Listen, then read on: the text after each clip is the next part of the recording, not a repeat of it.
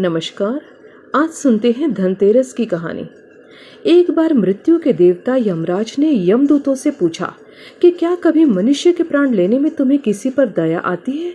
यमदूतों ने कहा कि नहीं महाराज, हम तो केवल आपके ही निर्देशों का पालन करते हैं।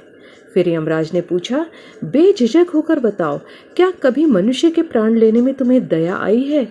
तब एक यमदूत ने कहा, एक बार एक ऐसी घटना हुई थी जिसको देखकर मेरा हृदय पसीज गया था। एक दिन हंस नाम का राजा शिकार पर गया था। वह जंगल के रास्ते में भटक गया था और भटकते भटकते दूसरे राजा की सीमा में चला गया। वहाँ एक हेमा नाम का शासक था। उसने पड़ोस के राजा का आदर सत्कार किया। उसी दिन राजा की पत्नी ने एक पुत्र को जन्म दिया। ज्योतिषों ने ग्रह नक्षत्र के आधार पर बताया कि इस बालक की विवाह के 4 दिन बाद ही मृत्यु हो जाएगी।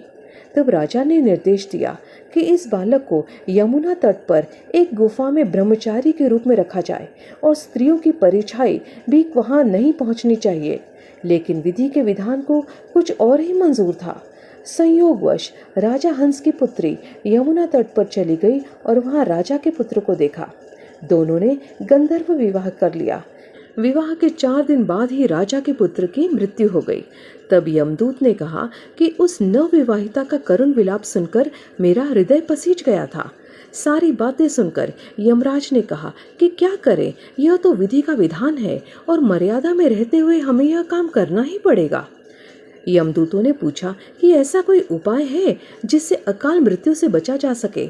तब यमराज ने कहा कि धनतेरस के दिन विधि विधान के साथ पूजा अर्चना और दीपदान करने से अकाल मृत्यु नहीं होती। इसी घटना की वजह से धनतेरस के दिन भगवान धन्वंतरी और माता लक्ष्मी की पूजा की जाती है और दीपदान किया जाता है। ऐसे ही माइथोलॉजी स्टोरीज यानी पौराणिक कथाओं को सुनने के लिए हमारे चैनल को सब्सक्राइब कर लीजिए ताकि हमारी अगली आने वाली कहानी आपकी स्क्रीन पर आती रहे। धन्यवाद।